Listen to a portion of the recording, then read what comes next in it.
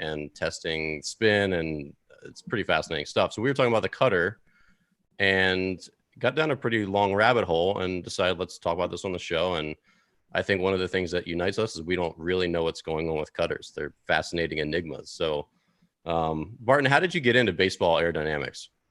It's funny because it's come full circle just this morning that my kid pitches. He was about 9 or 10 and somebody's talking to him about two-seam fastballs. And I asked the question, which you would think everybody knows the answer to, what's the difference between a two-seam and a four-seam? And I've been chasing that stupid question ever since. We fired a two-seam and a four-seam out of a pitching machine. And I would encourage everybody to do this. If you have a pitching machine that's consistent, and you'll see that they do exactly the same thing. There's no distinction between them at all, which that got me started. And I've gone back and forth about this many times since then. But it's just like you said, simple questions that you think everybody knows the answer to, that you can really find a very deep. So let me talk about that, because that kind of broke my brain right off the bat. You're saying two-seamers don't do anything different compared to a four-seamer. Is that correct? Not if you put them in a pitching machine, because I probably should have made this distinction. Pitching machines are 100% efficient. Okay. There's only 2 machines I know of in the world. One is Traject, a brand new machine coming out of Toronto, which I think everybody's going to hear about soon. And I'll give a shout out to those guys. It's an amazing machine that can put gyro on the ball. And Washington State has one that can do that too. And I've got to borrow it or use it once. But that's a very rare commodity. Anything with wheels that you normally see, and the Canon that we have, is 100% efficient. So the seam effects that cause two-seamers to be different, I think, happen when you impart a little bit of gyro to the ball.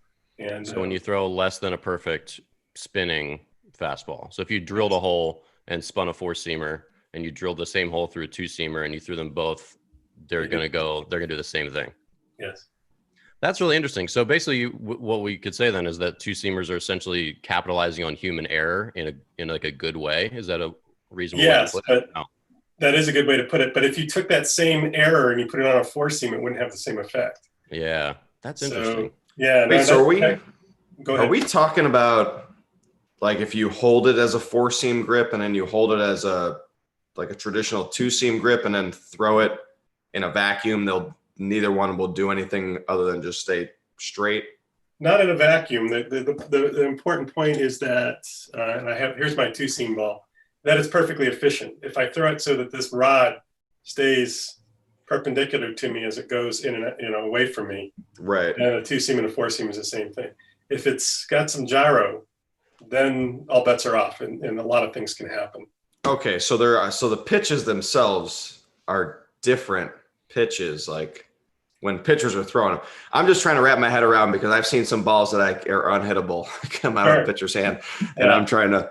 And I think when you see that, what's happening is they have put some gyro on it, and then it's doing something different. So, and I think that this is all about to become really apparent because of Hawkeye data that's gonna bust it open. I was just telling Dan earlier that Tom Tango put some data out on Twitter this morning or late last night that shows this for my friend Jared Hughes. And so I think now that we know how to look at it, it's going to be really obvious. And that's just starting. But the important point is that there was a caveat I put in there. If you load the balls into a pitching machine, then they're going to be the same. And what that does is lock it into 100% efficiency, no gyro. Then they're the same.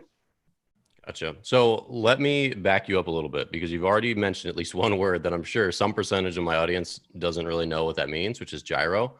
Can you give us a brief overview? Imagine that I'm a 12-year-old and Bobby's an 8-year-old, because I think that would represent our split here.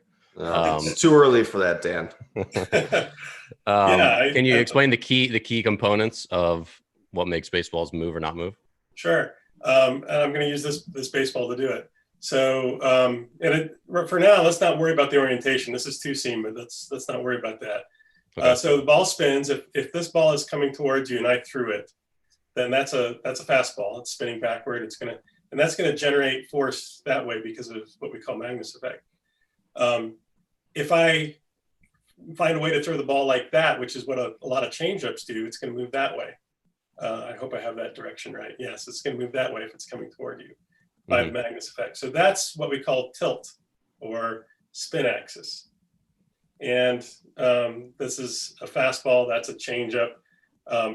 Then when you want to talk about gyro, which you need to talk about if you want to get into things like sliders, what that means is this rod is no longer, both ends of the rod are not at the same distance from you. One end's closer. That's gyro. That's basically it. And so it happens if I'm throwing the ball and I don't have my hand directly behind the ball. And I should acknowledge here, I'm not a pitcher. I don't throw very well. And so I'm kind of faking it when I say things like this, but I've seen it. So this would be a 100% efficient pitch. And let me back up. Efficiency is a metric of gyro. 100% efficiency means there's no gyro. And we call it efficiency because that means that all of the spin is contributing to Magnus effect. So when not you have gyro, leaking out and wasting. Yeah. Sorry. Yeah, when you have some gyro, not all of it is. And so you have less movement due to the Magnus effect when you have some gyro. But gyro introduces other interesting possibilities. So, and I'm not going to attempt to say what a slider would look like because I really struggle with that. I'm just not going to do that. Well, I think they're also really hard to, and we were talking about this off camera as well, which it's really hard to visualize what pitches look like at this slow, like you're showing the orientation. It's like, oh, this is what the pitch did. It's like, okay, great. But like Bobby is a hitter. He knows what a slider looks like at full speed. Right. And it's funny because you probably couldn't tell. Yeah, it's slow speed. Right. I have the opposite problem. I can't tell what they look like at full speed. So, because I only look at them in high speed video. So. Yeah. Well, and I think that's was part of our cutter discussion is that there's so few people that actually throw cutters that there's so few people that can say, hey, I've hit off them consistently, like really good ones, or I've caught them consistently. I'm obviously more catchers than probably hitters who've caught good cutters. But I mean, Bob, a good slider has that dot. Where does the dot typically reside on a slider? Not a good slider. I feel like a good slider doesn't have that dot. Like it's almost like you don't see it. It's almost right in the middle. If I can, man, it's been a while since I've seen a slider like in the box, but it's almost like right in the middle. But if you seeing this point spinning around I'm going to throw it something like that. And so I see as it's coming toward me, I see the ball spinning something like that. Yeah. I mean, from the dot itself is red.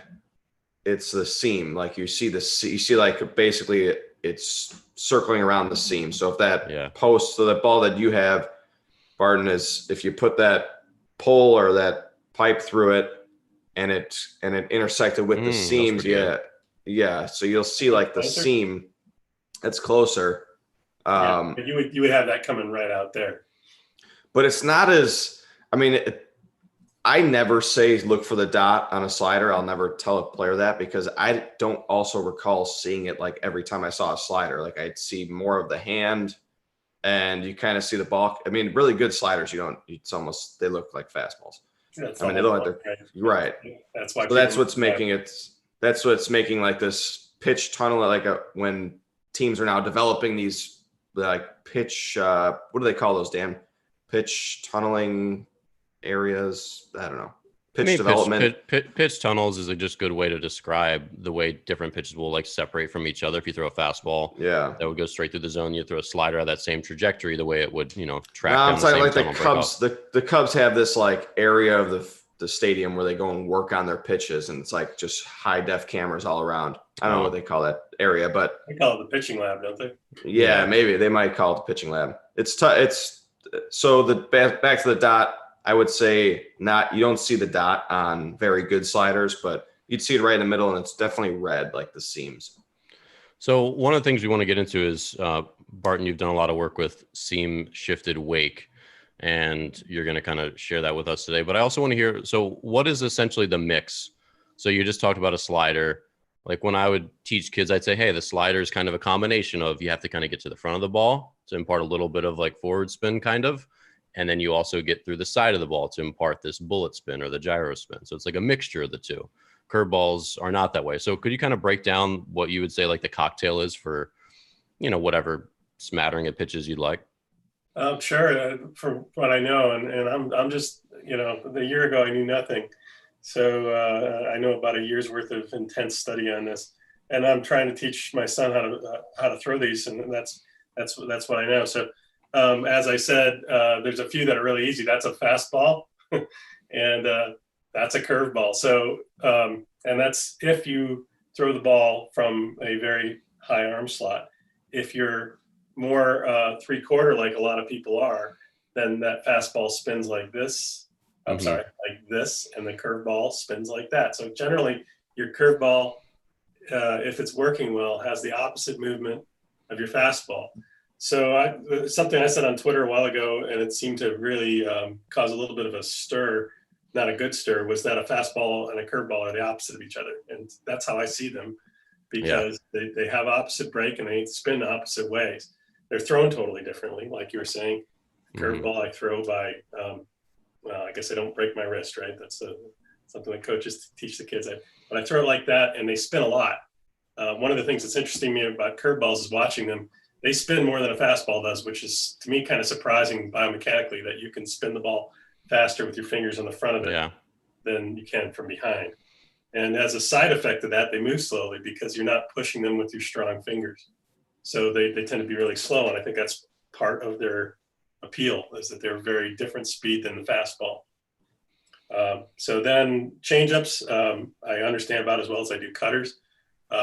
Your video was very interesting to me, man. I don't know if you have a baseball there, but you could maybe show that grip that you were demonstrating in your YouTube video. But at the end of the day, a lot of modern changeups spin.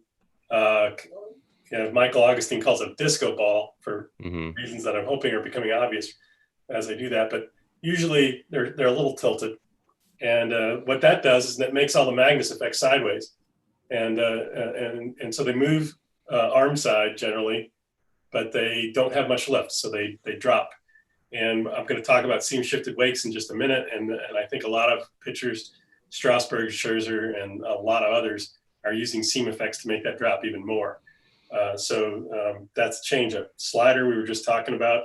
A cutter is a fastball that is thrown, I believe, and this is what Dan and I were talking about. Or is it, Bobby? This is Bobby's thing. Or is it? I don't know if it is. Maybe.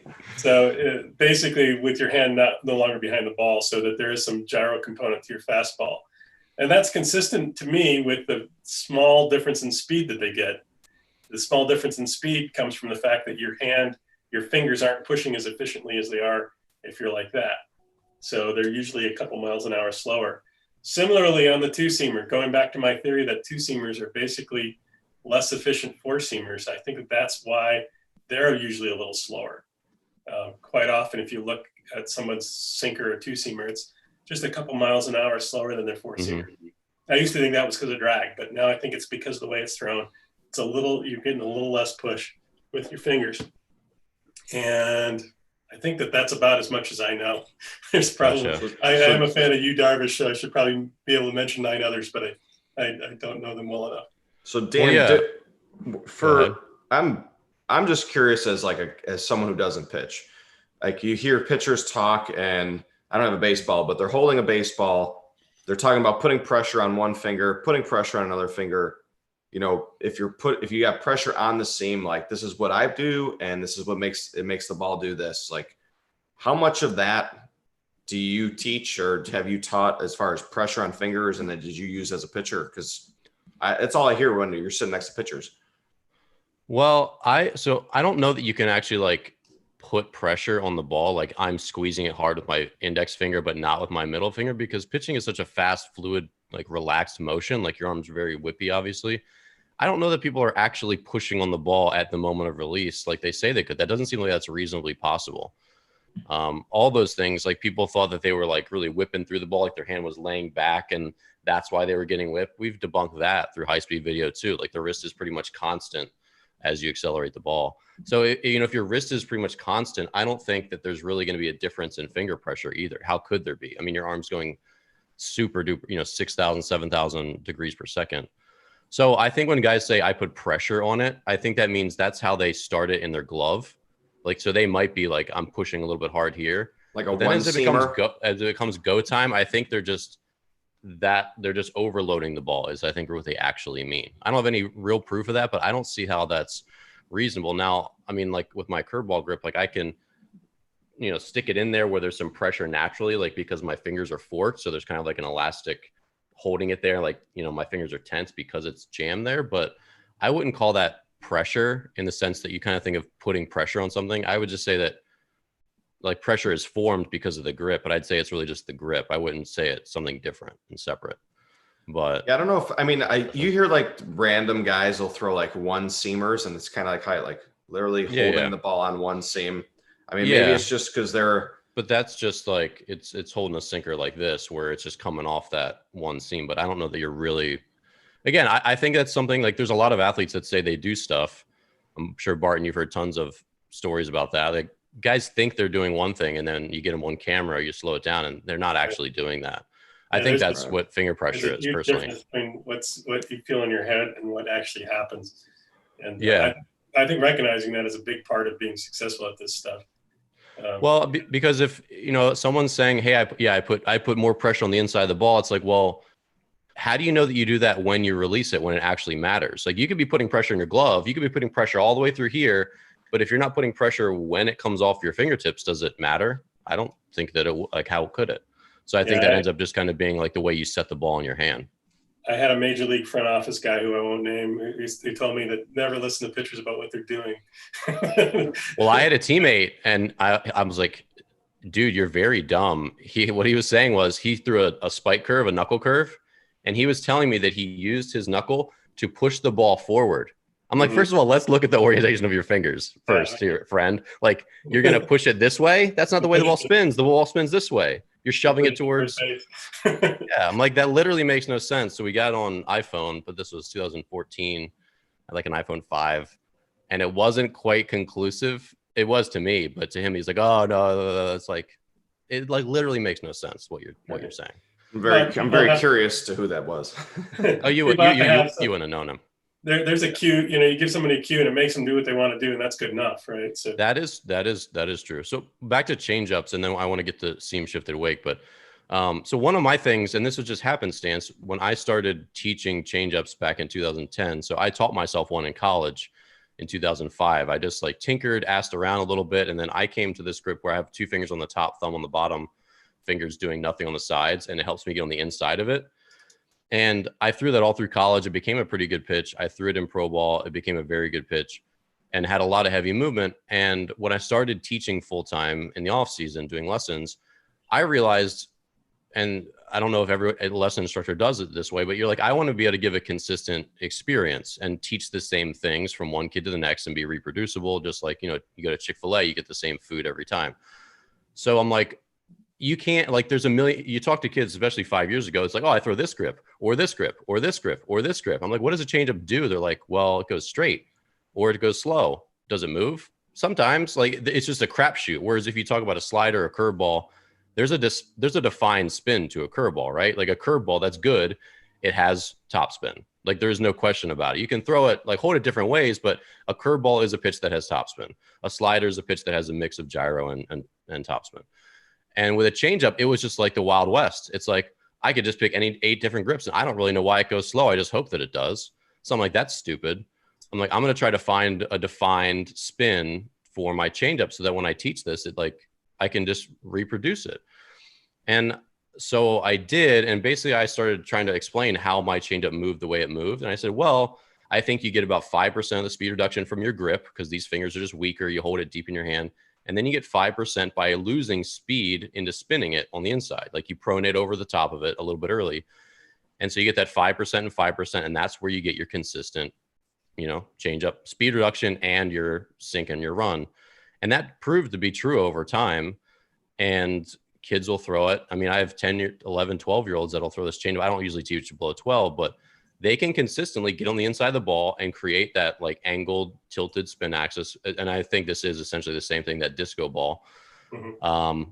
But then it was funny because over the years, you started seeing a couple big leaguers throw it that way. And not because of from me, but just like they figured this out. Like King Felix was one of the first ones. His changeup was filthy. And then Straussberg, and there's a lot of guys adding it now. But I think they're figuring it out. They're like, the changeup should have a defined characteristic set, not just like I pick a random grip and like they throw the starfish once. Like if you throw a pitch like this, it's going to maybe do something different every time. It doesn't, that's not a reliable way. If you're, it's as a pro pitcher, your pitches are your tools. It's like, you want your tool to do this, to be sharp and ready to do the same thing every time. So anyway, I don't want to get too far sidetracked on changeups, because Barton, you've got a bunch of slides and some stuff to share, because you have a lot of really interesting aerodynamic stuff. So do you want to jump into seam shifted wake and kind of explain to us what that is and sure, and where you feel like it's going? Explain very slowly. Okay. Let me just comment about the changeup though, because as a baseball dad, that when a changeup is introduced to a kid, you're trying to throw the ball slow but move your arm fast. Mm-hmm. But then as you get, and I'm not sure if this is a recent evolution in baseball, but all of a sudden now changeup is about a very specific movement profile. Mm-hmm. And I think that's a pretty interesting evolution. And it is. And this year in the majors, I think what's happening is either we've had an influence, which I doubt, or there's a lot more high-speed video. So we're seeing a lot of these disco balls all of a sudden, and they're pretty interesting. So I'm going to I have an hour presentation on seam shifted wake. It's online. If anybody's listening and wants to see it, I can send them a link. But I won't give you the full hour. The idea is, I think a lot of people over the years have had an idea that the seams matter. I think a lot of people think that seams make the Magnus effect bigger, and they don't. They do have an effect on drag. Bigger seams give you more drag, and I think that had a lot to do with the home run surge. Alan and I could go around about that all day. I think he has a bit of a more nuanced view than I do. But in terms of making the baseball move and break, until recently, I don't think there was much acknowledgement that seams matter. Trevor Bauer started suggesting probably about 5 years ago that the orientation of the ball mattered relative to its axis. And just to describe what I mean, here's two different orientations relative to the axis. The axis is the rod, but if you look here, that rod is coming out of a different point relative to that logo. That's a different orientation relative to the axis. So he was the first person that I know of that suggested that matters. He was trying to achieve a pitch where you would see part of the ball, like this part down here, that's smooth a large part of the time. I think what he was achieving was a seam effect, and he didn't know it at the time. I think he's come around to my point of view on that. But what do seams do? Well, I'm gonna share my screen here. I'm gonna try to keep this dialed back a little bit and not go totally bananas. Asking a professor to exercise restraint when speaking.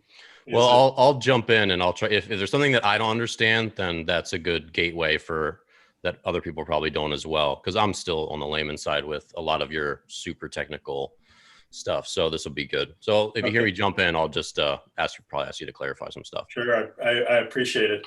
So I'm going to start with a golf ball, and I like golf balls because they are much easier to understand than baseballs because they're the same everywhere. They have this dimple pattern. It's uniform. And that golf ball is moving to the left at about 90 miles an hour. We've done a measurement here that I won't get into, but it allows us to see the wake of the ball. And it's important to note here that the wake, and don't worry about whether it's red or blue, that's just showing us where the wake is. And hopefully you guys can appreciate that that's what that is. Ball's moving that way. I've put arrows here where the wake starts. See that you got this red stuff and it leaves the ball right there, forms the wake. Same thing up here. And they're both these two arrows that are about the same point on the ball. If I spin the ball, those two arrows move. This one moves back. This ball's spinning like that. This one moves back here. That one moves forward. And the wake is now tilted down. That's Magnus effect. That's what makes your golf ball ride. If you hit it well, it makes it slice. If you don't hit it well, that's why a good four-seam fastball has ride to it. It tends to stay higher than it should because of Magnus effect. This is what I don't want to talk about. This is the counter example to what I want to talk about because that's been understood for a very long time. But what we've learned more recently is that if you have a seam that's in a certain range of positions, it can cause that wake to form early on that side. So this is an example. The magic locations are near a slice through the ball that's perpendicular to the direction it's moving. So this ball is moving straight to the left, but it looks like, but the wake is tilted upward, which means it's being pushed down, and that ball's not spinning at all. So this isn't Magnus effect. And this is the whole idea of seam shifted wakes is causing a seam to reside in kind of the same location as the ball spins around. So you keep this wake tilted like that and push the ball in some direction. I didn't have enough background here to explain this, but in general, when you have a ball that's moving through the air, you get high pressure on the front of it, which I think is kind of intuitive. You get low pressure on the sides. And since the wake is all at the same pressure. And so since this low pressure up here got cut off because the wake formed early, that means I have more low pressure on the bottom of the ball than the top. That means it's being pushed down. I had to think about it for a minute. And so this ball, so you said this ball wouldn't be spinning, or this would have spin? It's not spinning. And so if it spins, and if you're going to cover this later, just stop me and tell me we're going to get there. But if this ball's spinning, then does that wake form just the same, or it has to maintain its orientation throughout flight? Well, there's a couple different possibilities. So let's talk about the one that I want to spend most of my time on. Say that ball is spinning, and it's spinning kind of like this, so that there's an axis that's through it vertically. Then, and I can make that seam still, in spite of that spin, be here most of the time. Okay. That's what I want to talk about most of the time. Gotcha. So the seam effect is in kind of 90 degrees from the Magnus effect.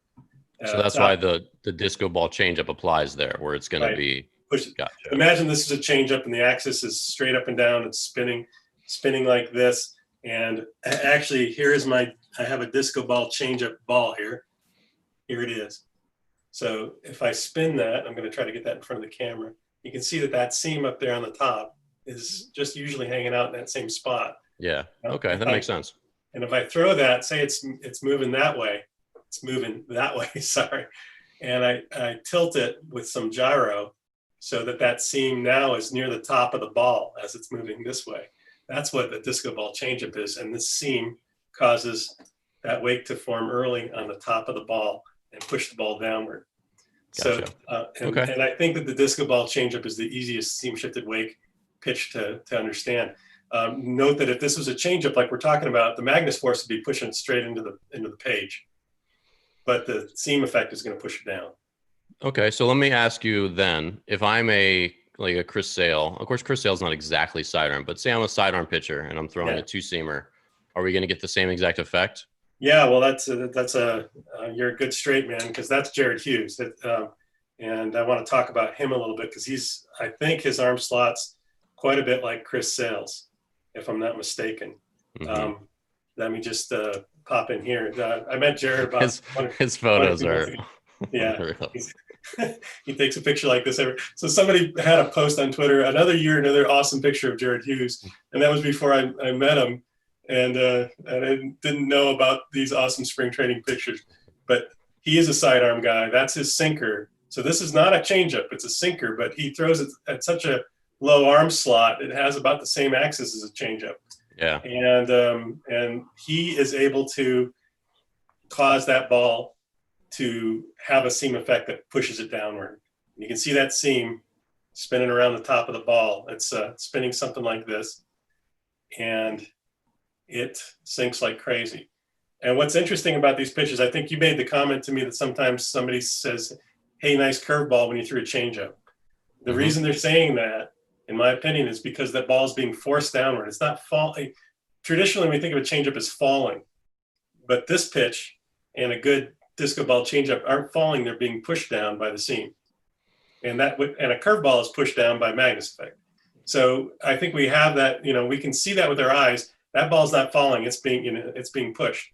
So if you have a low enough arm slot, you can throw a sinker, and I think a lot of sinkers are of this type. That has a seam effect that pushes it down. But even then, sorry, go ahead, Bobby. I was going to say, go ahead. You actually go, because my question is probably going to be a little off base. Well, as this video loops through, you can still see him get a little bit to the top, which is probably going to put, there's a little bit of right as he hits it. Whereas if you're just a side or a sidearm or just throwing, I'm going to get off camera, I got to move a little bit. But if you're directly to the side of it, and because you can see like a little bit of wobble, and obviously like the spin visualization right there shows that bit of wobble. But when you're a lower arm slot guy, if you throw a nice clean, like good spin axis two seamer, it's going to have that same thing, but without that wobble. Is that going to be a difference? Because I don't feel like when you just throw a ball sidearm, it doesn't just sink like crazy. Like I can like a shortstop throws the ball across the diamond, and it is pretty true. So I guess my question is, how does that differ? Like, what is he doing differently that gets all this sink, whereas a shortstop throws it sidearm and doesn't get that much sink? Right. There's two things. Notice that this pitch has a lot of gyro component to it. Mm-hmm. So 21 degrees, or if you prefer, I think it says 93% efficiency. So that's crucial. The other thing is that it's oriented kind of funny. Like you said, it's not straight two seam. It's the ball is oriented differently in his hand. Now, talking to Jared, this was nothing that he ever tried to do on purpose. Yeah. Although he did realize, it works better when I do that, so I'm going to do that. It's only recently that he's come to understand that that's crucial. But let me show you to me, this is even more exciting. This is his four-seamer. And the four-seamer gets a seam effect on the bottom of the ball from these seams, and it rides. So this is being pushed upward. So what's so exciting to me about Jared Hughes is he throws these two pitches with exactly the same speed, RPM, and axis, and they are forced in two opposite directions by the seams. And that is, like I said, Tom Tango kind of shone a light on that last night on Twitter. Wait, so his grip is the same on both of these? No, the grip is different. The grip's different. So when you say the grip's different, so the four seam, I assume he's holding with his index and middle finger. It looks like. I don't remember. Can you go back to the changeup? It wasn't a changeup. It's a sinker. Sinker. Yeah. Here's his sinker. Okay. So all right. So the sinker and the four seam are both being thrown index finger, middle finger, dominant, different grip. Yep. Different grip. I need to get it through my head that the way you put the ball in your hand is a grip. Yeah. I call it an orientation, but that's really all it is. And so one of the fun things about working with Jared is he can put as much gyro on it as you want. I say to him, hey, could you do 80? He does 80. And so we've been able to mess around with that a bit and find that there are basically the more gyro you get, the more as a gyro angle approaches 45 degrees, there's a lot more room to make seams do stuff for you. So I just recently discovered also that Joe Smith throws a four seamer that gets ride from seams. So he's even lower. He's actually a little bit submarine, I think, but his four seamer rises as a result of seams. Okay. So when you say ride, just to be clear, ride to you means it has an upward force on it. Gotcha. Perfect. Even though there's none from Magnus really. In the case of Joe Smith, if anything, he has downward Magnus force. Jared's getting a little bit of upward Magnus force, but it's overcome by the seam force on the sinker. And for those of you out there who don't know Joe Smith, he's a little bit, or is he a good amount below sidearm now? I think he's changed a little bit throughout his career, but he's been like a 14, 15-year journeyman reliever. I know he's with the Astros last I saw him, but he was maybe a little bit below sidearm. I can't remember. Last I saw him, he was a little bit below sidearm. He opted out this year, so we haven't, unfortunately, we haven't been able to get him on Hawkeye to see what that's doing. As a side note, I love to tell the story. My dad's name's Joe Smith. Joe Smith was with the Cubs briefly. I'm a Cubs fan, so my dad made me a Joe Smith Cubs jersey. And I got to tell Joe Smith about that a while ago. He thinks I have the only Joe Smith jersey out there. Nice. That's interesting. Well, Dan, isn't that pretty common as far as like we're talking about orientation essentially? Like that's what a lot of pitchers will, if a guy with a bad slider wants to learn from a guy with a good slider, the first thing they talk about is how he holds it. And then what he thinks about like how he throws it. But I would think the first thing you guys talk about is the grip, no? Well, and so that's the interesting thing, and I'm curious your thoughts on this, Barton, is that with the other, like with the curveball, there's essentially like one way to throw it. Like you put it here, your finger on the inside of the seam. You could put it the other way. It's a little uncomfortable because you have a seam going beneath your fingers.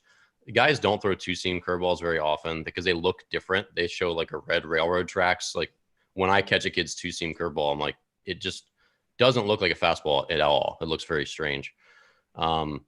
But with sliders, as I asked around, because I tried to pick up a slider my last year, I asked 8 guys. I got 8 different grips. Just as far as where they put their fingers on the ball. And it doesn't seem like it mattered. The only thing that really mattered was that their fingers are together. And really, it's just like how you throw it. It almost has like nothing to do with the orientation of the seams. Would you agree or disagree with that? Or you think that's a really misguided thing? Would there be one way that you would say you should hold it this way because of X? Here's my take. I'm going to tell you what pitchers think, and I have no idea what pitchers think, obviously, but you tell me if I'm wrong. I think when a pitcher grips a ball, they're usually thinking about, hey, I want to spin it as hard as I can, and having the seam underneath my finger is going to help me do that. That's the and so I think that's when they decide on a grip, that's usually their primary consideration. If you're trying to throw a seam shifted weight pitch, I'm going to argue that you're going to be more successful if you back off of that idea a little bit, because the seam shifted weight pitch is not about spin. Spin doesn't do anything to it for or against it.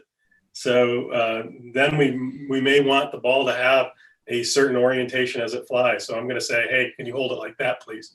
And they might say, well, why would I do that? I don't have a grip on a seam.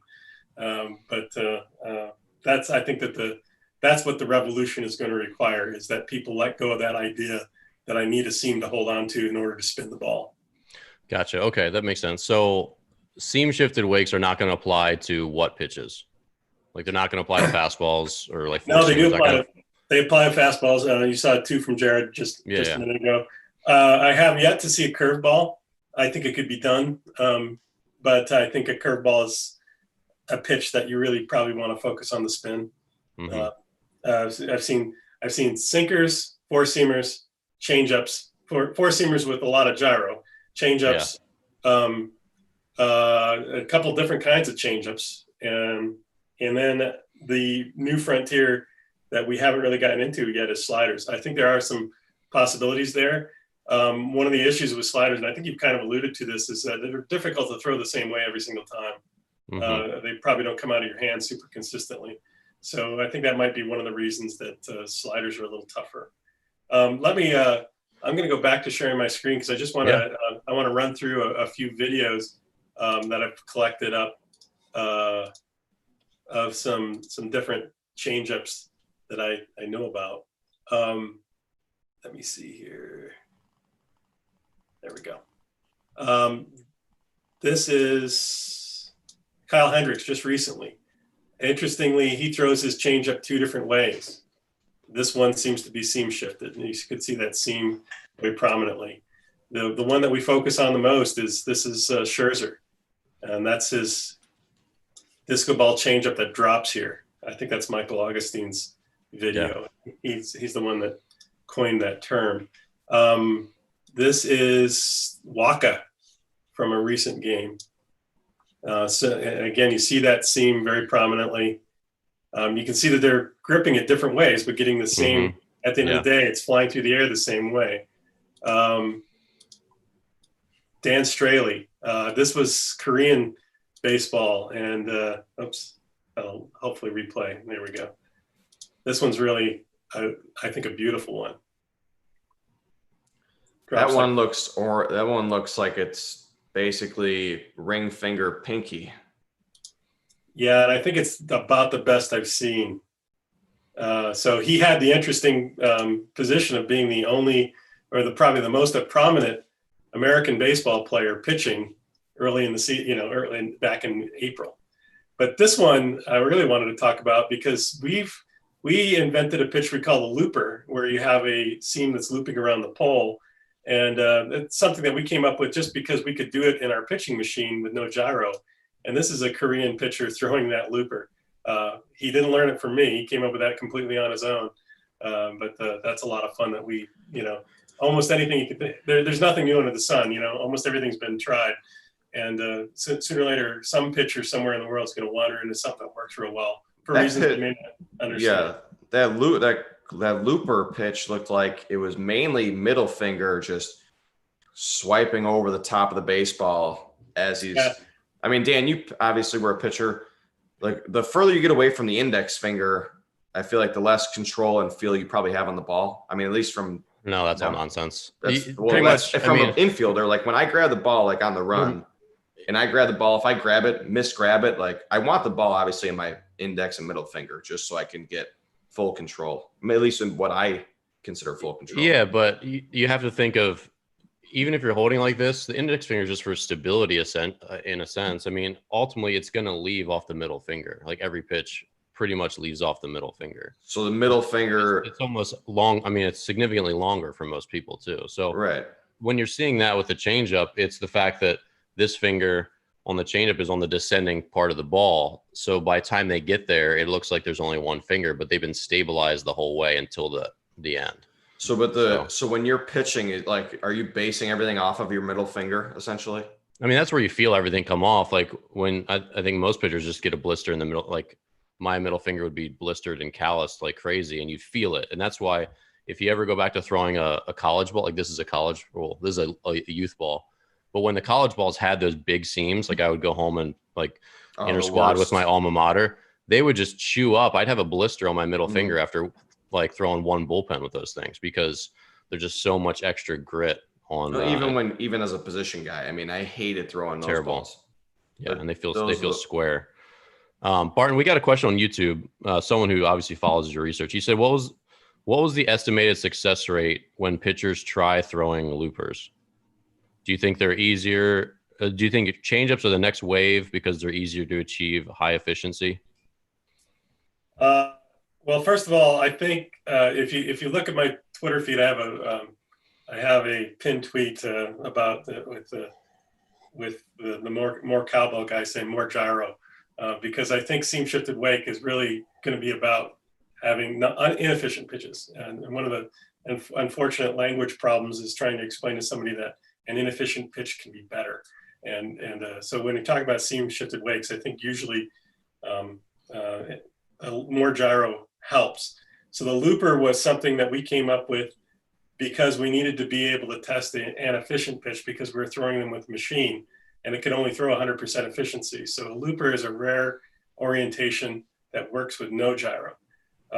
So going back to the question, if I understood, hopefully I understood correctly. We're not looking for efficient pitches most of the time. I think you might have heard me say that if you're trying to throw a looper, you do want it to be efficient. And the cool thing about that, this is something I was talking about quite a lot a while ago. Let me see, I have a looper ball. This is my looper ball. And so if you see that, this is the seam looping around that pole. And I would talk about the fact that if you wanted to throw a looper four seam, and normally I'd grip my four seam like this, and then hopefully Dan's not cringing because I'm gripping it wrong. But then if you wanted to throw a looper, now I need to get that axis so that it's going to spin that way. So I just take my normal four seam grip and a normal four seam grip, and then I just adjust it so that that rod comes out straight. And then the cool thing about that, and I still think this is a potential cool thing about that, is I could put the loop on one side or I could put it on the other side. That's going to force the ball in two opposite directions for the same pitch. So that's an exciting possibility. And one of the questions that comes up with all the seam shifted wake stuff, the real brass tacks question is, does this help you get a hitter out? I was talking to somebody about this last night, and he said, well, I think if you could make it do opposite things at the same pitch, then yeah, it would help you get a hitter out. And so that's what Hughes is doing. He's got opposite effects on the same pitch. And I think the looper could do that too. And I have no idea if I answered that question or not. Well, I think he was asking how good are pitchers at throwing it? Like if they tried to do this, do they throw it correctly 15% of the time or? Yeah, I have a video of Dan Arnsma, who's now with the coach of the Blue Jays. I visited them in March, and he stepped out in the bullpen, and about 10 minutes later, he was throwing it. And the way that we did it, this was an idea that Trevor Bauer gave us. You draw a line on the ball like that where you want it to spin. And if it works correctly as it flies, you just see that line sitting straight. And it's a good tool. So basically what I did was put a dot where the rod comes out of my ball, and then I drew a circle around that. And if you do that, it doesn't take long for a pitcher to figure out, okay, I normally would put my fingers here. I'm going to need to put them more like that. And then I'm going to get that spinning accurately. So I think in the case of a looper, which I'm not necessarily advocating. It's not very hard to learn how to do that as a fastball and to put it on either side of the ball. And what distinction? So what does the looper do that the disco ball changeup doesn't? It doesn't do anything. It's a less effective version of the disco ball. So let me see if I can explain this. Let me get my correct baseball. So if it's less effective, it's just maybe easier to throw. Like in what? If you could choose either, why would you choose a looper, or would you not? You would choose a looper because you throw the ball efficiently. So, and that tends to be a characteristic of a certain pitcher. Some people can manipulate it, but from what I've seen, most people have a natural tendency to throw the ball efficiently or less efficiently. If you throw the ball less efficiently, then I would go with more of a disco ball. If you throw it efficiently, I would go with more of a looper. And what do you mean exactly by efficiently? More efficiently means less gyro, with the axis moving straight as opposed to tilted. Okay. And so if you look at a lot of the videos I just showed, you'll see that a lot of those have a very tilted axis. And I think the reason that is helpful is if you look, let me see here. This baseball, if I'm throwing a looper, the rod is straight up and down. If I'm throwing a disco ball changeup, the rod is tilted. And the idea is in both cases, it'd be tilted like this. The idea in both cases is to get that seam that's on the top of the ball near the top of the ball. This one's there automatically because I've got that certain orientation. This one requires some gyro to get it there. But what that does is in this case, it's a very narrow range of the seam that's having an effect. And in this case, it's a much wider range of the seam. So it's covering more of the baseball. And so it has more force. So I think that I don't know if that clarified anything or not, but I think the disco ball changeup has more of the seam causing an effect than the looper does. And so I think it gets more force as a result. So going back to the throwing a fastball as a looper, so you could essentially like set that orientation, throw it, and it would just, what do you feel like the action would look like? I mean, have you seen this happen? Like, have you been able to actually have someone throw it like that? Like, what does it do? Well, the issue with having a human being throw it is it's very difficult to tell if anything happened. Our tests in the lab say you get 5 inches of break out of it. If you is that just straight lateral, or is it a combination, or what? If I throw it like this, it would be that way and down. So it's at a 45-degree angle. We're not sure why. I planned on that way. I don't know where the down comes from yet.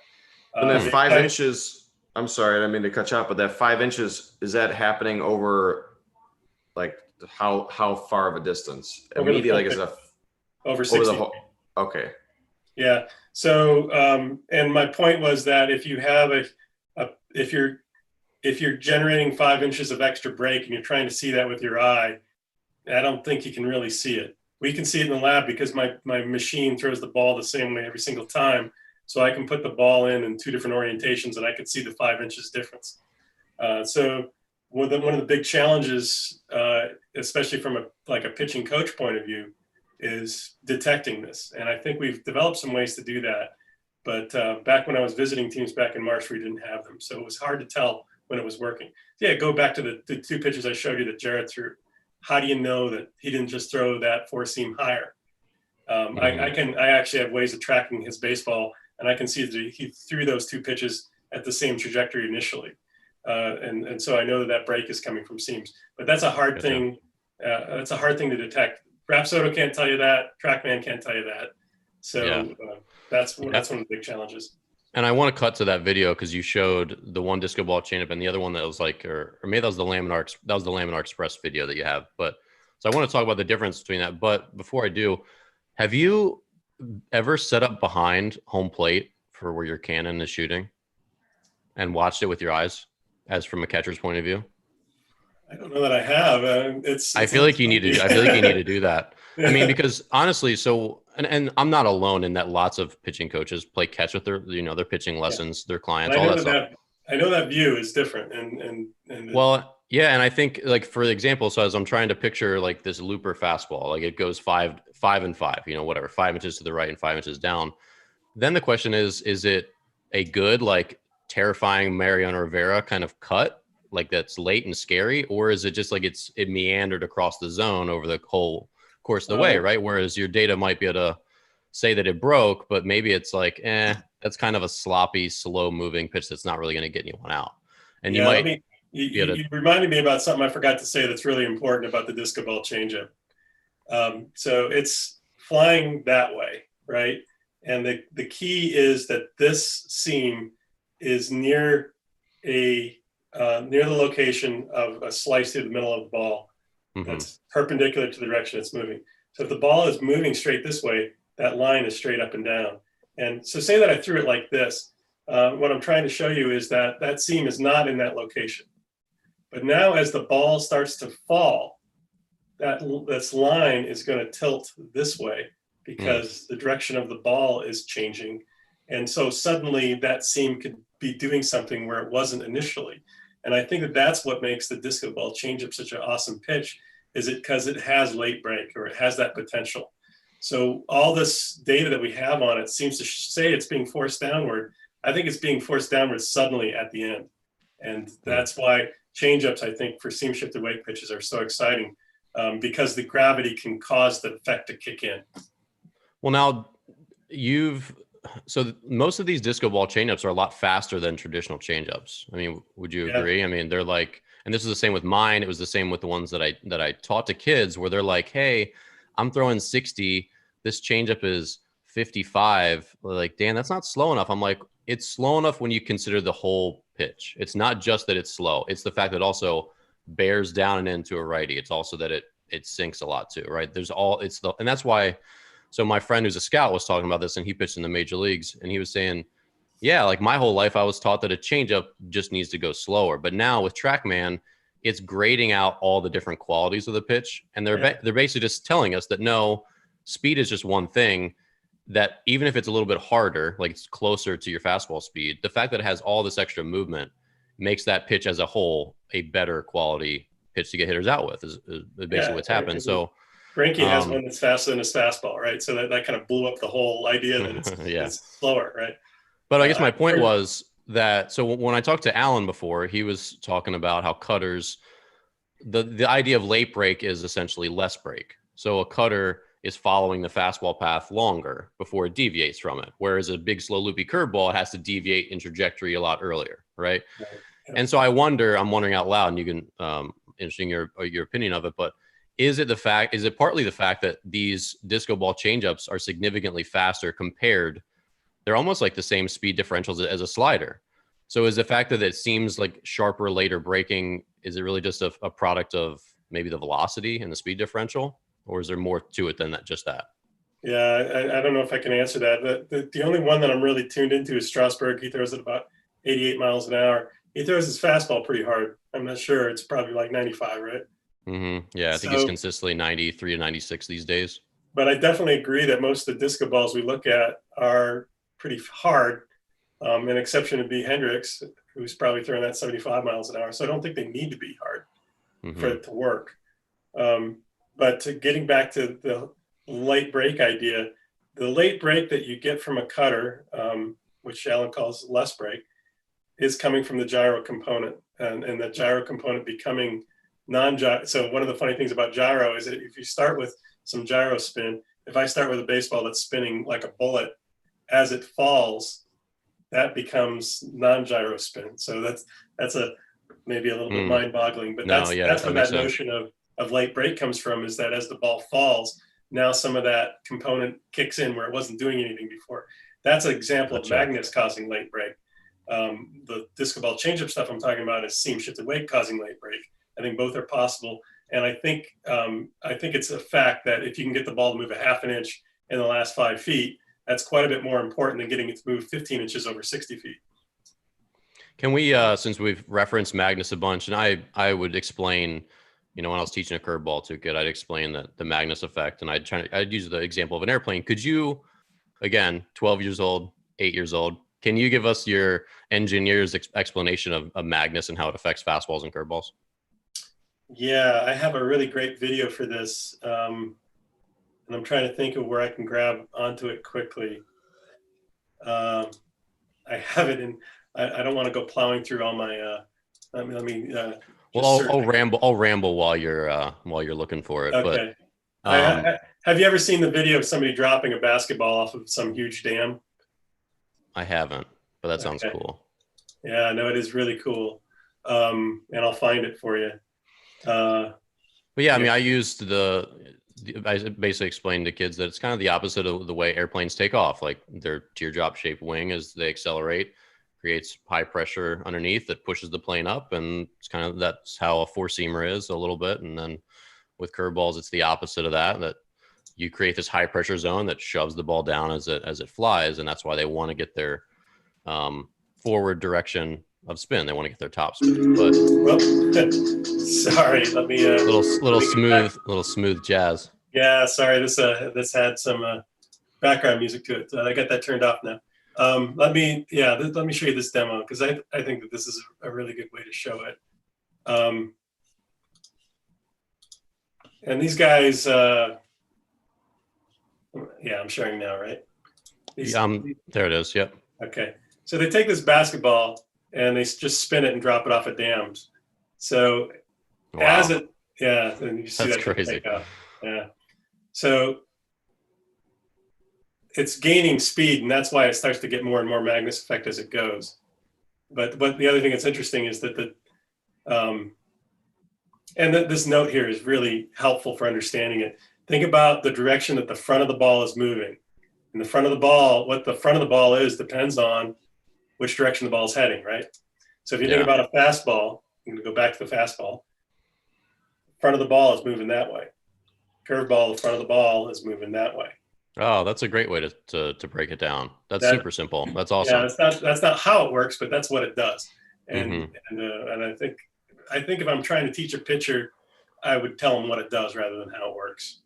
Yeah. So we've got a question on Periscope from Alan. Alan asks, how does the rubbing mud affect baseball aerodynamics? Have you done anything where there's anything on the ball? Yeah, so we did one test of that, and so I have one data point, and it said nothing, or mostly nothing. So when we bought some mud, and we rubbed it on a baseball, and we did notice at least 2 days later, the seams of the baseball were a little higher than before we rubbed the mud on it.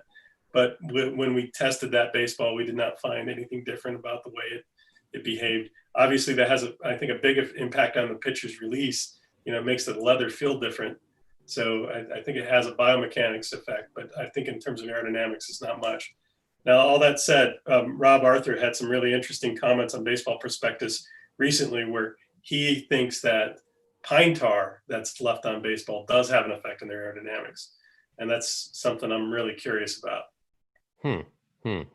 So I want to shift to cutters a little bit. So we've talked a bunch about cutters, and this is hard to figure out for a number of reasons. Number one, very few pitchers outside of, like, there's not a lot of data. Like, you can't find a lot of, obviously there's MLB data, but you can't find on a typical high school field anyone that throws a cutter that's good. You can't throw a youth kid that throws a cutter that's like proper, I would say. And not many coaches threw it. It's a very rare pitch, especially 5-10 years ago. For everyone who's like a coach today who's retired, very tiny percentage of the population ever threw a cutter. Like, I think it's gaining popularity now, where in 10 more years, there'll be a lot more coaches that threw it and could teach it. But right now it's kind of an enigma. I only had one guy who was a teammate who threw a good one in the Mets organization. He taught me mine. And I'll share, because we've talked about this privately, but we've kind of talked about this in Alan's thing. But my understanding of it, which certainly could be wrong, was that basically you're just essentially throwing a four-seamer that you've tilted slightly upon release. So you've tilted it, so it's flying straight, but it's tilted with four-seam spin slightly off straight. Right. But you think there's more of yeah, exactly that. Mm-hmm. You're trying to throw it like that, but what you did was a little bit of that. Yeah. Mm-hmm. So that makes it gyro. Is that correct? It can't. That's right. Yeah. Anytime that rod isn't straight, anytime I tilt that rod this way or that way, that's gyro. So let me share the video that I shared with Barton. And what was interesting is you said this was your like nice four seamer. I was like, I'm pretty sure this was a cutter. So this was a guy I got on video. There's his release, and that's hard to tell. That looks like a four seamer, but he threw all cutters that night. Right. And I think you can see that left side of the ball is closer to home plate than the right side of the ball. Mm-hmm. And to me, that's what makes it a cutter. And yeah, I missed it when you showed it to me the first time. But if you look carefully, I think you can see that ball is a little bit like that. Yeah. And so that makes sense. So I guess, would you say that you and I were kind of saying the same thing, where because it's tilted, that's where you were saying there's gyro. But to me, I wasn't even thinking that that's gyro. That's just like the ball's tilted. But yeah, no, I think cutters have gyro. So I once posed the question, I think you picked up on it. Is cut and gyro the same thing? I think a cutter has a gyro component to it. Whereas maybe I think a pitcher that has a cutter and a four-seamer, they're basically changing the amount of gyro they put on that. Four-seamers ideally has very little, because you want all that magnet effect pushing the ball up. And then the cutter, I guess, at least part of it is that the batter's expecting that to have the ride, and it doesn't. That's one thing it does to the batter. The other is that it might have a little bit of sideways movement too, and that movement might happen late. Well, and so you shared a video of your son, you said your son's 13, right? And he was throwing one that had a lot of bullet spin, like a lot of gyro spin, where he clearly got way on the side of it. Yep. And what's really interesting about all this stuff, because I see cutters being taught more, or you'll see it around Twitter or on forums or on YouTube, like dad's like, yeah, my kid's 12 and he throws a cutter. I'm like, the cutter it's not a suitable, I think a lot of people think that it's a suitable corollary to the sinker, essentially. Like, oh, the sinker just goes this way, so why can't I throw a fastball that goes that way? Like same exactly, like same, not effect, but the same use, right? Just a fastball that's not straight. But what you and I were chatting about is that the cutter is really hard to throw properly. And what's really funny is, if you want to get a kid to accidentally throw a cutter, the best way to do it is to give him a two-seamer, to give him a two-seam grip. I see more kids throw, and I'll see it coming at me, and it'll just go, which is kind of scary. Sometimes I'll have an 11-year-old throw an accidental cutter that's kind of frightening, because it just takes a weird jagged turn, and he'll never be able to do it that way again. Why would you think, I've got a lot of other questions about the cutter, but why would you think a two-seam grip will make kids accidentally cut it? Oof, any theories? Any theories? No, I don't have any, but I know a different way to get a kid to throw a cutter.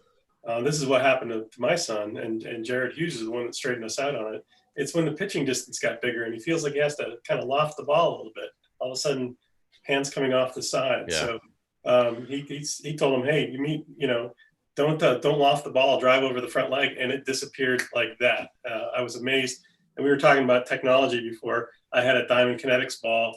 I went down a piece of grass, listened to Jared's suggestion, and the cut or the gyro disappeared immediately. And we're now shifting from 55 feet to 60. So I'm really curious if some of his teammates are going to have that happen again. And I have high-speed video of some of his teammates, and I can see that some of them are doing the same thing. So yeah. I don't know why a two-seamer would do that. For some reason, my kid would grip his two-seamer with his thumb under the ball, and his four-seamer, he would tuck it. And I think that'll generate gyro, especially if you don't get right underneath there, right? Yeah. Well, good. Just to touch on Dan's point is that Zach Britton, my first year was Zach Britton's second year of professional baseball as my roommate, and hearing him talk about how he's got a notoriously very, very good sinker, lefty sinker, 97 to 99 normally. But how he learned how to throw that sinker was someone was teaching him how to throw a cutter. And he started throwing it how Calvin Maduro, who was one of the Orioles coaches, told him, throw it like this as a cutter. And the ball just kept heavy sink. And Calvin Maduro, I guess, just said, he's like, I don't know what you're doing, but just keep doing that because that's a good pitch. I like it. Yeah. So that's just, I mean, maybe it's just how everyone's interpreting things differently, but the orientation of what he was doing was causing that heavy sink. So I hesitate to say this because I'm so ignorant on the topic, but I think if you want a sinker, it's kind of natural to add gyro because then the ball doesn't carry. And yeah. I've gotten to the point where I can go to a kid's baseball game and with a radar, and I can tell how much efficiency the fastballs have because of how much hump they have them. If I see something that's coming down quite a bit, but it says it's 60 miles an hour. I know the kid threw it inefficiently, so it doesn't have Mhm. any carry to it. And that's basic. You could do that on purpose. But Yeah. I got all excited when I realized that Sam was throwing a cutter by accident. And we went and got on a Rapsodo, and I sent the report to another pitching friend, and he said, "Don't do that. That's not going to do him any good." And I see Yeah. the point now. Well, and if we go back to that video that I was just sharing, I mean, think of the dexterity, and this was my bigger point. Like, young kids are struggling just to throw strikes, right? Right. Yeah. And then you're trying to talk about the dexterity to tilt the ball a handful of degrees. So when I tried to learn this pitch, it was in 2014. I was coming off of my second Tommy John surgery, and I couldn't throw my curveball for spit. I couldn't throw my changeup very well. I personally had a really tough time after both of my elbow surgeries finding my off-speed stuff. It's like I had one season to get myself back throwing hard and like finding the zone, and then another season to find my off-speed stuff. So in desperation that I couldn't throw much for a strike to be on my fastball, and I was kind of getting by because I threw hard, I need a second pitch. So I'm like, someone help me. They're like, throw a cutter. I'm like, okay. So I like just was jumped into it and just throwing into a game. I was just like learning it on the fly, hoping I didn't get killed and get released. And it was super difficult because these tiny variations in where you release it meant your cutter either didn't cut at all, or it became a slider, or it backed up. And you're like, good grief, I can throw a curveball not perfect and it's still a curveball. Like, it still curves a lot, right? It's just not my best version. Same thing with a slider, same thing with a changeup. But with a cutter, it's like, it's almost a zero-sum pitch, like yes or no. Like, did it cut or did it not cut at all? And when it doesn't cut, you just threw an 87-mile-per-hour fastball down the middle. Right. And that's really dangerous. And you're lucky when they back up, because then they kind of go into the guy and they're like, oh, what was that? And they don't swing. So that's what the problem is. Like, I had good body control. There were a lot of things that kept me from being better than I was, but I had really good like connection with my fingers and my release, and like understanding what was going on when I kind of like a photograph of each pitch. I could feel like where it was and how I released it. It's not to say I could always fix it, but then to ask a kid to do that, you know, a 12-year-old that's walking 5-6 guys for 9 innings, it's like that's just way beyond their skill set. Where two-seamers can sometimes work, because if they throw a two-seam grip and it just does something, great. But that also isn't the case for most kids either. A lot of kids throw dead straight two-seamers, and I think that makes sense considering what you said. Whereas if you don't have something happening to it, it's just going to go dead straight. Right. Yeah. But a lot of kids do naturally throw a lot of gyro, like we've been saying. So that's true. Mine's one of them. So I tell them, I would mix that two-seamer in there once in a while. It's going to move a little differently. Mm-hmm. Can you jump to that video you have of the Laminar Express? Because I want to talk about that. That's a really interesting topic. Sure. That I think can have some context. You're talking about the Stroman. The Stroman, and I couldn't tell who the other guy was in there. Yeah. Bauer. Yeah. It's an interesting topic too, because I spoke to Bauer about this, and this is a theory I have, and it's a common refrain I hear from people, is that this happens when they're not well, when something's off. So that's Stroman on the left, Bauer on the right. They're both throwing a two-seamer. You can see the difference in the action of these two-seamers, and you can see that Bauer's pitch has that prominent seam that's up there on the top left. To me, this Laminar Express is almost the same thing as a disco ball with a different axis. Mm-hmm. It's just, it's more, the axis more like this instead of straight up and down. And, I use the same baseball to demonstrate it. And but what Trevor told me about this particular day in Toronto is that he was sick. He had the flu. That's his back when, and people still went to work when they had the flu, which I'm sure is over now. But and that this was happening all day, but he struggles to repeat it. And I think that what's happening is he's throwing more gyro than normal, and all of a sudden he gets this, and it's not natural to think I want more gyro, and so people tend to wander back away from it. So I wanted to share when I initially looked at this, comparing these two, my first reaction is like, you can't really compare these two, because when you look at Stroman's release, you can see how much more on top of the ball he is. Like, he's actually forcing it down the zone, and that's going to always change it. Whereas Bauer, looks like this one was when he pushed, and the fact that he was sick, maybe he was pushing more than normal. Like, you fly open a little bit, your arm drags just a tiny amount, and then the ball tends to go up. and that's what happens to it. So I imagine if Stroman had been behind one, it might look very, very similar to this one. It could be. Where I think it's like, this is like, it's a good one on the left and an error, even though they're different. Like that one's a good one, that one's an error. And they just tend to run that way. Right. Look at the catcher. One catcher nails it. The other one is very, very surprised by what's happening, right? Yeah, and that's an interesting effect because the changeup, like, you know, I guess we could probably call my changeup that I threw, based on what I've heard from you, was a disco ball. And when I missed with my changeup, this was a nice fail safe compared to like other types of pitches. So if you throw a crappy curveball, it'll hang up in the middle of the zone, kind of. Curveballs are nicer because when you throw a really bad one, like you're behind it, it'll be a little bit above the zone where they won't swing. It's only like that middle ground where you throw a kind of okay curveball, but it still like breaks enough to be in the strike zone where you really get hurt. Whereas bad sliders kind of always exist in the strike zone. So you always get hurt with bad sliders. But bad changeups in previous times would just be like, if you threw it chest high, it's just going to stay chest high in the middle of the zone. You get killed. Whereas with the disco ball one, what happens typically is if you're behind it and you hang it, quote unquote, it hunts a right-handed hitter like this one in this Laminar Express video. I threw so many changeups where like, oh, that one sucked. But then it's up and it just like almost hits the guy because it bears in on like this. And it's like, oh, that's great. When I throw a bad one, I'm safe. When I throw a good one, it's out of the zone.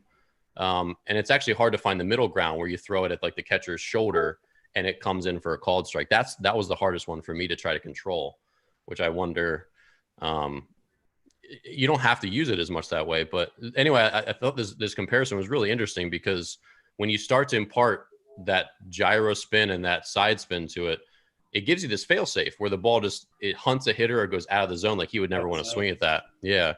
It's an interesting side effect where that's something also maybe to consider in pitch design in the future is not only what is it? Yeah. Not only what does it look like when it's effective, but can we throw one that's less ineffective also? That's an interesting idea. Well, it's kind of like when it's like a curve, when a pitch backs up on you. I mean, the hitter, if I recognize it, I expect it to do something. Like I expect it to do what it normally does. So it's almost more, I want to say it's more effective, but sometimes it's really effective to have a pitch back up on you when the hitter recognizes it and he's locked in on it. Oh, the curveball backed up. It didn't actually curve. It stayed up and you swing right underneath it. Mm-hmm. Yeah. At the end of the day, what you want is something they don't expect, right? A hitter feels like over time that they know what the pitch is going to do.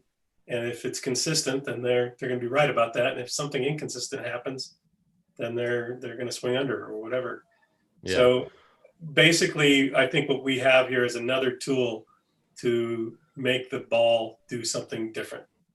And I feel like it's got a lot of potential because hitters are used to looking at spin to try to figure out what the ball is going to do. And this is independent of that. So I think it can be very confusing. And I think the reason it hasn't been used more than it is because it does require more gyro than most people normally do. And when they get it happening, it's because they have more gyro than they normally do, and they don't normally try to return to that. So one other comment I'd make about these two-seamers is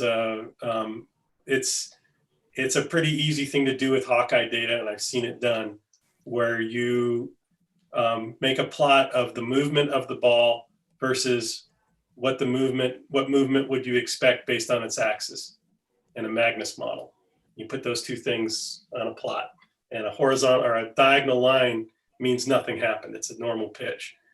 I've seen that, and what you see in the major leagues right now is a lot of the two-seamers are very far off that line. And I think that's because of these effects.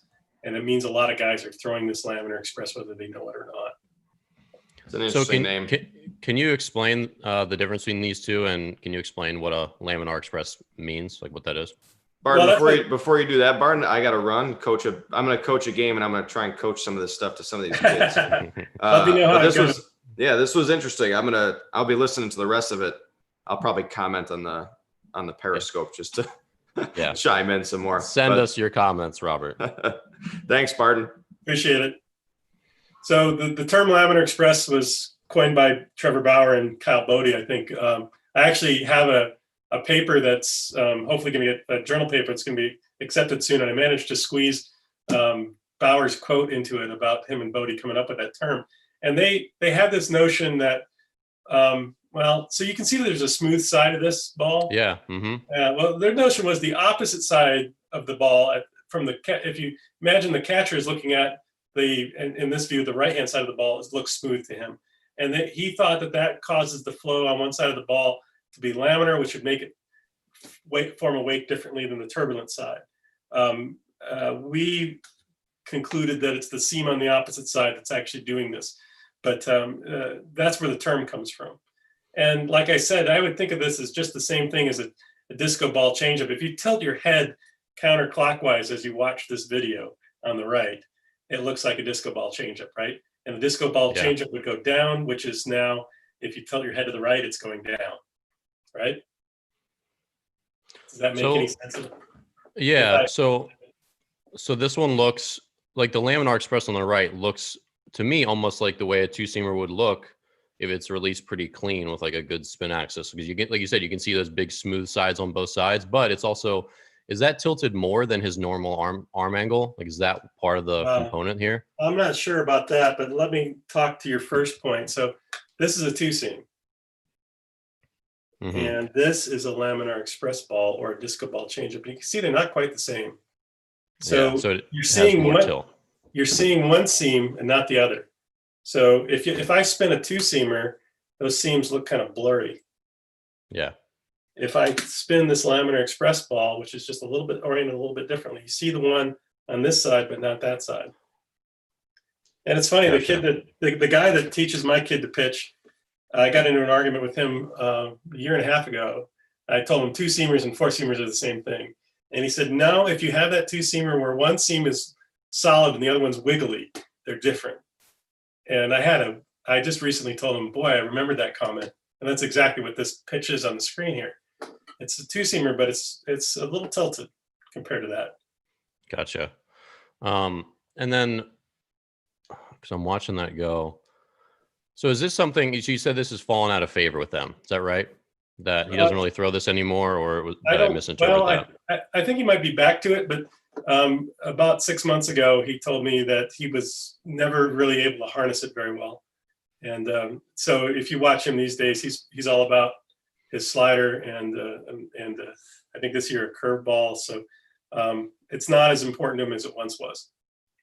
That said, at the same time, I'm finding out it's important. Like Soroka and maybe Dustin May and guys like that throw that real hard two-seamer.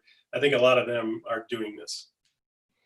Gotcha. Yeah. So, I mean, if a guy was saying, hey, coach, should I throw my two-seamer / sinker like Stroman or like the Laminar Express, is there one that's better, or is it just what's better for that person? Yeah, I don't know. I don't see any downside to what's happening on the right side of the screen if you can do it repeatedly. If it's going to take off like that sometimes and not others, maybe that's not a good thing. But as Bobby was saying just a minute ago, or maybe it was you, it's nice when it takes off in a way that's never going to hurt you. Fail safe. Yeah. Yeah. Unless the catcher misses it. Yeah. And I guess that's a question for pitching coaches in general and pitchers in general, because I don't know that I know the answer even for myself, but the question is, at what percentage do you have to throw it properly to say this is a pitch that I can like legitimately use? Yeah, and I think a lot of it comes, and a pitch like that, a lot of it comes down to, can you repeat your gyro component? Mm-hmm. And I think some people can do that. I think if you're thinking about trying to use seam shifted wake pitches, that's an important question for you to ask yourself.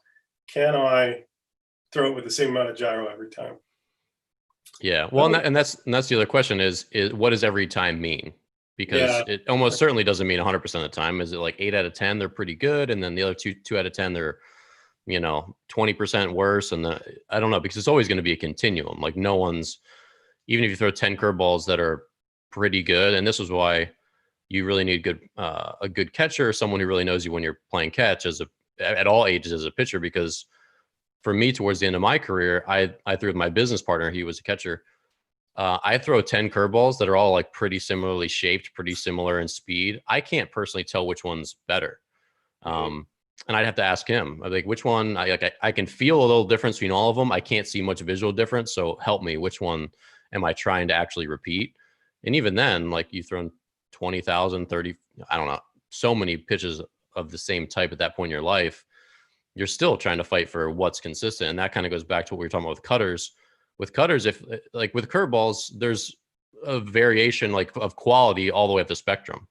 And you might be able to punch out big league hitters as long as they're 8 out of 10 quality for you. You know, for if Scherzer throws his curveball 8 out of 10, he still gets his punch out. Doesn't matter if it's his best one, as long as it's at least 8 out of 10, whatever. Right. Whereas with a cutter, 8 out of 10 might means it doesn't cut. Yeah. It's like, oops, you know, same with the Laminar Express or whatever.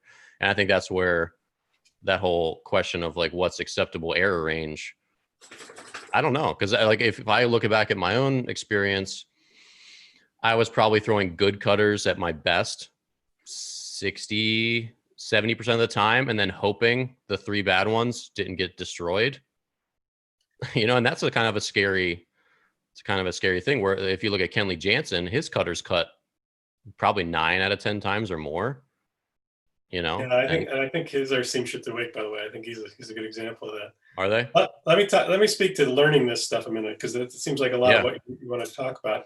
So I have I guess I would say a colleague or a friend that I haven't talked about yet, and I think he's in this presentation you watched. His name's Connor Hinchcliffe, and he's in the Philly system. And this is a pitch from 6 months ago that his changeup, and he showed me that, and I said, you know, I think we could turn that into the disco ball, and this is what he's been doing recently, and he was able to learn this in just a couple months.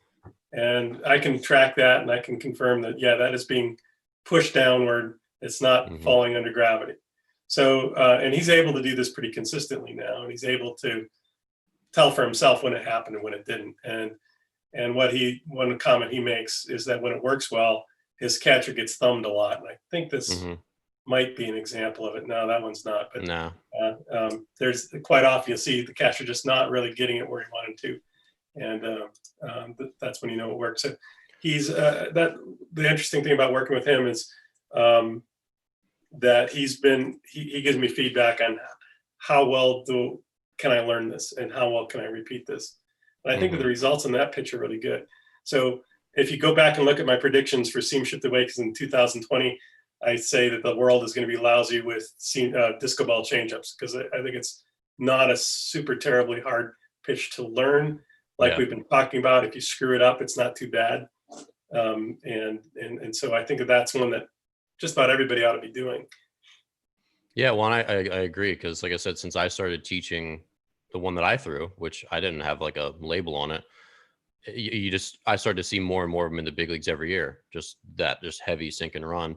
And the thing that I think is interesting, and I'm curious if you found this just like looking through data, is so even if you throw it one way, it's going to change as it interacts with your location. So for me, I never threw a changeup to the glove side of the plate. Just didn't bother, because it basically, the farther you go to your glove side, the more that pitch will flatten out.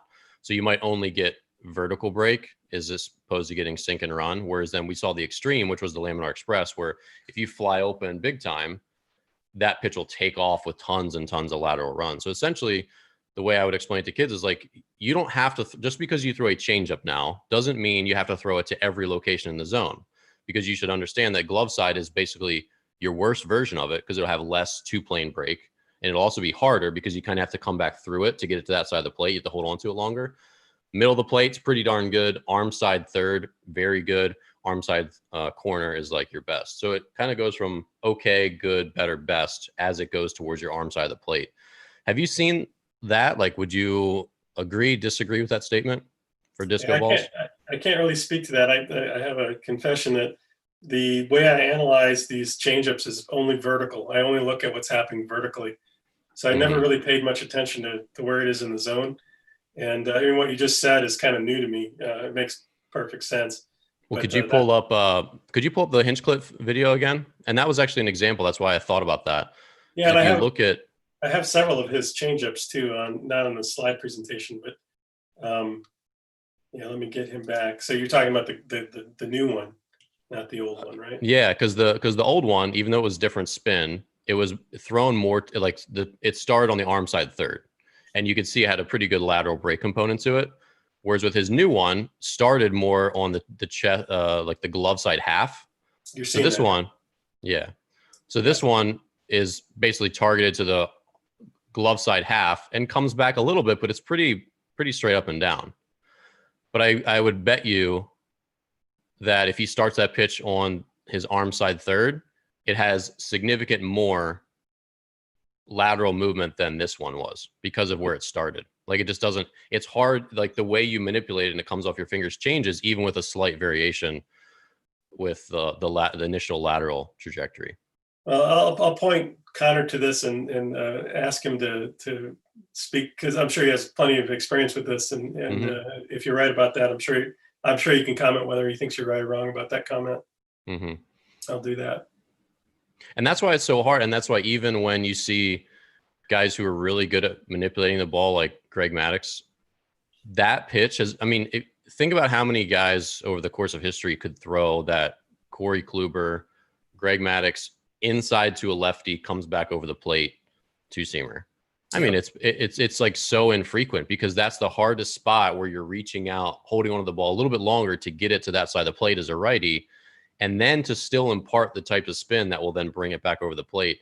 It's incredibly hard. So even guys that could make a two-seamer really sink and run, a lot of times they can't do it to that side of the plate, which is an interesting phenomenon. And then you wonder like what changes in their release point as they start to move their initial trajectory towards their glove side or arm side. So, because as you get really far to your arm side, like if you start a sinker, like Blake Trina's a great example because that insane sinker, right? If he throws that on the glove side or the arm side third, it'll never be a strike. Whereas if he throws it on the glove side corner, which I mean, this is obvious, but it'll always be a strike probably, but it'll also break a lot less than when he throws it on his arm side. So, but most pitchers can't get it to break at all going to their glove side.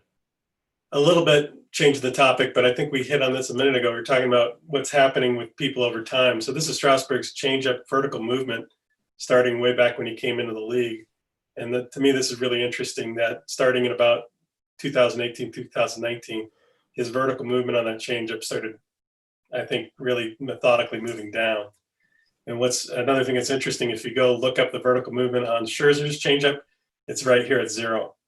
And I think what's happened is he's been coached by or patterning what Scherzer does.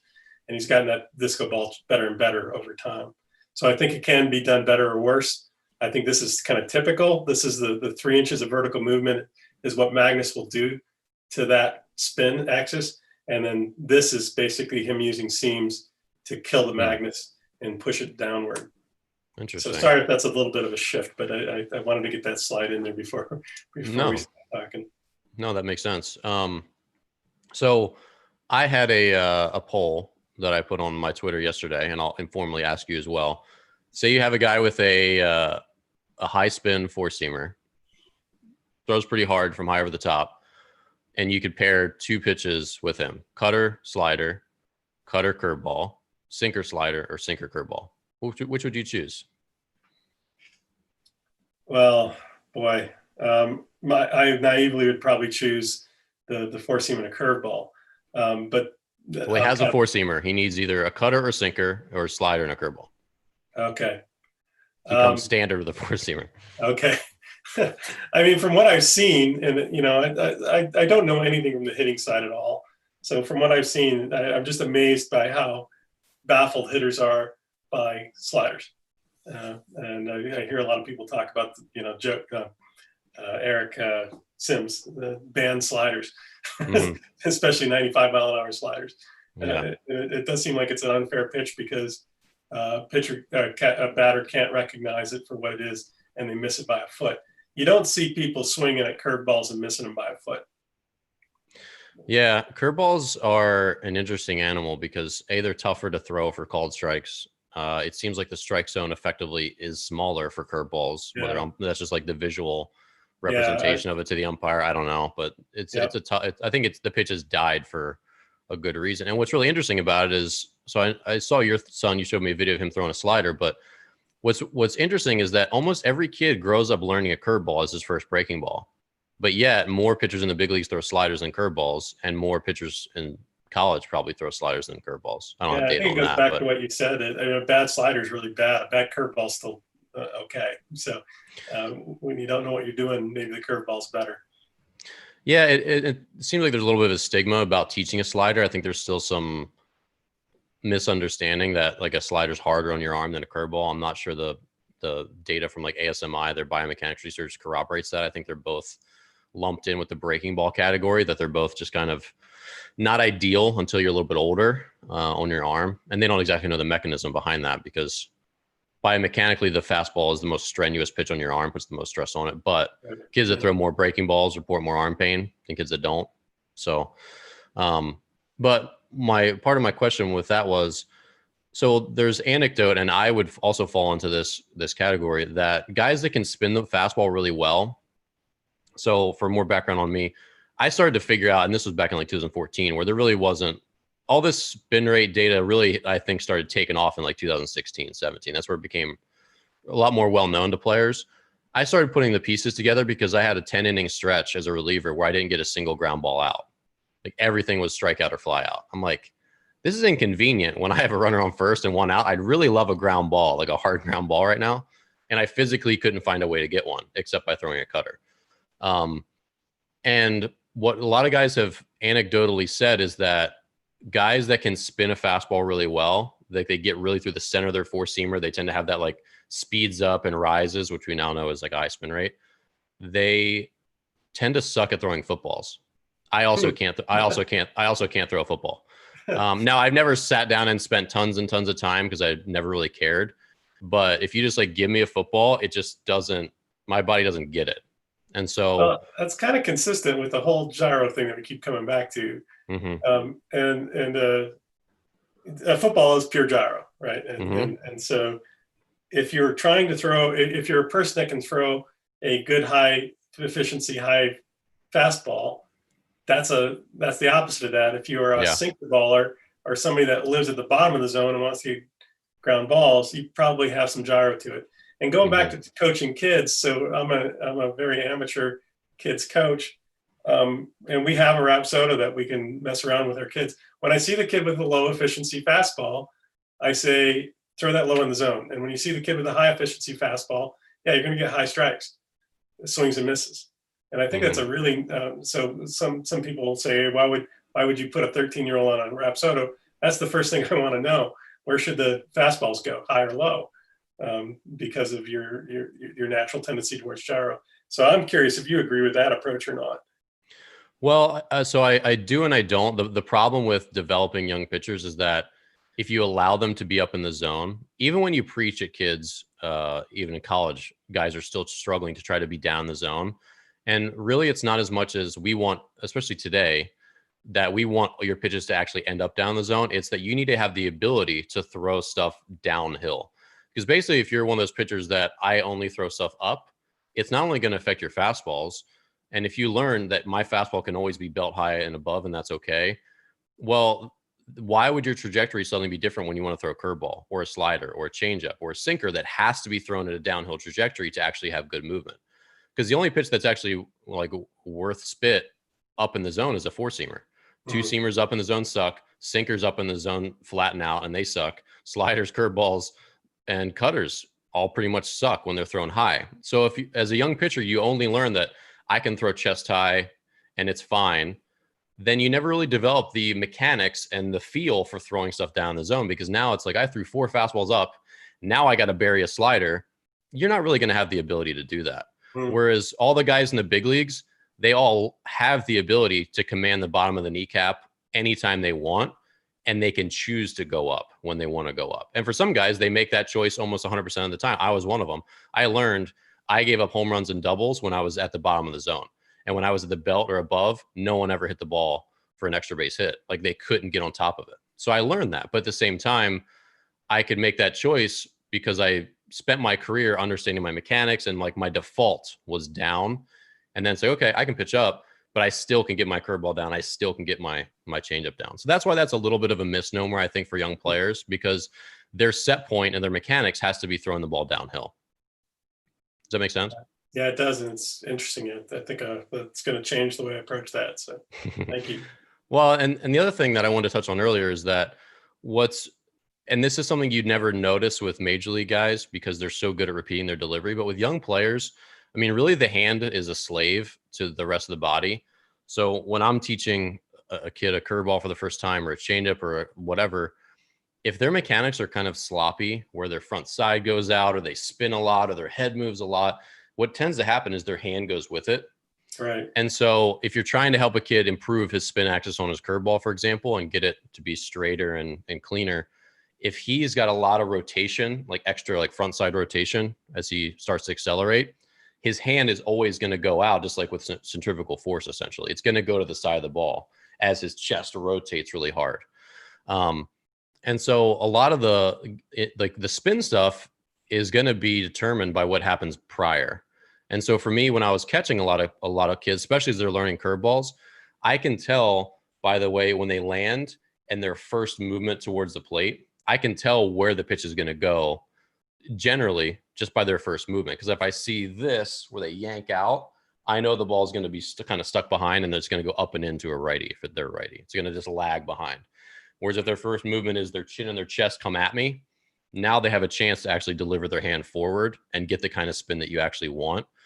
And so for young players, it's really hard to help them. Even if you're saying, hey, this is how you spin it, they could maybe never get it right if they're always rotating open, or they have a major mechanical flaw that just essentially just precludes them from getting their hand into any kind of repeatable position. So when you talk about, helping pitchers improve their spin at the highest levels, it's really just understanding. It's a lot of fine dexterity and like, what are you trying to accomplish? How can we manipulate it? What's the feel? But for young players, it's like way more macro than that. It's like, what is your body actually doing first? And then, okay, when you're pretty clean with your mechanics, then we can start to kind of manipulate the ball. But it's almost like cart before the horse if they just have really rough mechanics. Have you seen that? Would that kind of line up with some of your experience? Yeah, with my own kid, definitely. The video that I sent you where he was, that was just a release drill. He's just doing this, and he's getting this bad gyro. I thought, well, this is all about his hand, but it was definitely proved to be that it was really about his legs at the end of the day. And I thought he's standing still, so it can't be about his legs. But the way he would release the ball is the way he would release the ball when he does a full pitch. And changing his legs actually fixed the gyro. And I was pretty amazed and learned a lot that day.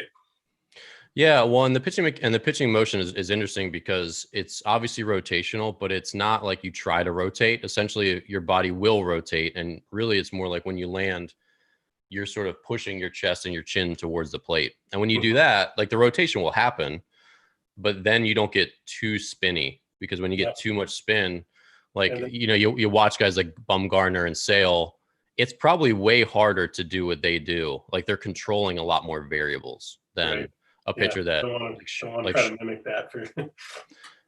And some kids throw really well like that, but others it's a really big struggle. The drill that Jared Hughes suggested to Sam was just to put a bucket on the ground, and when you release, bring your leg up over the bucket. And like I said, it solved he did that about 5 times, and then we went out and threw the ball, and it was gone immediately. And I still am kind of amazed. I mean, he went from 50% efficiency to 100% efficiency in one throw, and it's pretty much stayed there. So, and it's all just about making sure that, like you said, that chest is coming forward, that you're driving off the mound. Well, and the other thing that's interesting is grip. A lot of kids, like, they will have their fingers forked too far, and this is highly variable, because you'll get one kid that's got their fingers forked really far and they throw a nice clean 4-seamer. Then you get another one and he's putting so much spin with his index finger or his middle finger that he's cutting it. And then if you move them close together, they act like one finger, and now they have a lot better spin through the center of the ball. So just like little stuff like that can be it too. I have a hard time getting him to do that, to keep them together. He feels like the ball's not stable. So he's kind of out like that. Yeah. Well, and that's something Al and I talked about before when they switched to low seam balls in the college game. He and I were talking about it. And if you ever get one of those old, and this is a youth ball, the bigger the seams are, the more the ball feels effectively square. Yeah, I have one of the. This is not an NCAA ball, but it's got that high seam. It's more like a rec ball. Yeah, don't they feel kind of more square? Just the way, I guess, the Not to seams me, are. but I've heard that comment a lot, and I'm really curious about the properties of these kinds of balls because the seams are so much bigger that I didn't mention this, but all the seam shifted wake stuff that I've talked about seems to be proportional to how high the seams are. And so when you have a ball, these are like 50 thousandths of an inch, an MLB ball. This one's about 20. They average about 35. So this seems like you could make amazing things happen with it, but I haven't really seen that demonstrated yet. Yeah. I'd like to get an MLB pitcher throwing one of these square balls and see what happens. Oh, he would hate it, and it would be weird. And one of the things that college guys this used to be a college problem. It's not anymore because the balls are more similar. But you go from throwing an NCAA ball, you get drafted, you go into pro ball, now you have this flat seam ball, and it feels more round in your hands. And so guys, their first couple of times out will just be throwing accidental cutters, it's just doing weird stuff because essentially the way their fingers were, the descending edges are kind of like more sudden because it feels smaller and more round with the lower seams. And you're just like, what's happening? And there's always like an adjustment period, which this is what's really baffling about going from the minor leagues to the big leagues. Like they have to throw a different ball on their big league debut. It seems asinine. Like they should be throwing. Of course, they fixed that last year by putting the major league ball in AAA ballparks. But right. Yeah, there was a Braves pitcher years ago that they picked up for nothing because he had been with another team and on the minor league side, and they said this stuff doesn't work. Braves picked him up and he had a great year. And somebody asked him what happened. He goes, I can't throw the minor league ball. So one thing that I think baseball should do is much more standardized baseball, and because it matters, and you're playing different games with different baseballs, and even within the major leagues. If I can get into another topic that Ellen and I spent a lot of time on together, it's amazing to me how much Major League Baseballs vary from one ball to the next and from one year to the next, and I really feel like that needs to get under control. Well, in minor league balls too. I mean, you can get half the ball has a high seam, half the ball has low seams. It's like there's super variance between each one, and guys are constantly throwing them out. Yeah. And it's weird. It's a strange system, but they're manufactured in different places, and that might be one of the reasons. And Meredith Wills would know a lot more about that. But like the major league balls made in Costa Rica and like a small plant. Obviously, all balls are made by hand, but the minor league balls are all made in Taiwan or China, somewhere else, completely different part of the world. So I wonder out loud if they were to just switch to the major league ball, if they would even have the capacity to make it for all the minor leagues as well. I'm not sure. I'm sure they could figure it out, but I don't know. So Barton, where do you feel like all this is going? What do you want people to know as we start to wrap up here? I mean, you've said that you think disco ball changeups are going to become much more common in the future. Where's the seam shifted wake research from you and others? Where is that going? Here's what we would like to do. We have a idea. We have a model for how seam shifted wake works, but it's a little bit primitive right now, based on some kind of simplistic assumptions that we've learned aren't exactly true. So we're trying to acquire some more data to improve that model. And once we have it, we're simply going to turn it loose and say, tell me every combination of gyro, orientation in 2 dimensions, speed, RPM, all this stuff, and tell me what the outliers are. Tell me what the pitches that do something incredible. And then I want to find a pitcher that's willing to try to throw the ball that way. And I think that will steer us to pitches that have never been thought about before. And I think the potential there is huge. So that's our kind of dream scenario. I don't think it's that far-fetched at all.